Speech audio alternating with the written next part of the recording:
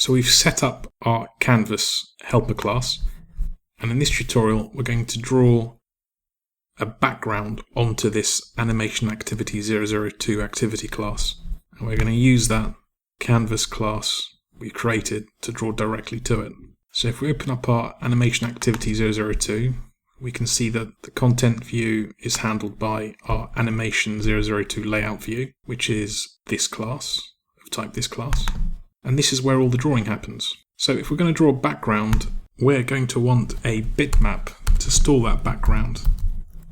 And I'm just going to give it the name background check. I'm going to use the same checkered background we used in the other classes. We're also going to, if we're going to draw to the canvas, we're going to want to be able to reference it. So we're going to have a canvas variable here. Let's import that. And we're also going to want to hold the surface of the canvas while we're drawing it. And we're going to use a surface holder, and I'm going to call that surface holder. And the methods we're going to use to link these to our activities surface and canvas are member methods of the SurfaceView class we've extended. So inside our constructor, we can say SurfaceHolder is equal to getHolder, which is a member method that we can use. We're also going to, as before in other tutorials, set the bitmap, read the bitmap resource using the bitmap factory, decode the resource, get resources, and it was r.drawable.check.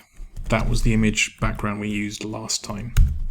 So we've got hold on our surface. We've defined what background image we want to use, and now we can start drawing. So while we can draw, we're going to carry out some drawing. What we want to do is to check if the surface we're drawing to is valid before we do anything else. So we're going to say, use an if statement, if surface holder, and if the surface is valid, well in this case if it's not valid, we're going to continue the while loop. If it is valid, we'll skip this loop and start to draw. What continue does, it skips all the rest of the code. So it will continue from the beginning of this loop. So it's time to get a hold of our canvas. So we're going to say canvas. We're going to ask our surface holder to lock the canvas, to hold it down while we start to draw. And canvas has a member method called Drawbitmap. And we're going to draw the background at the 0, coordinates.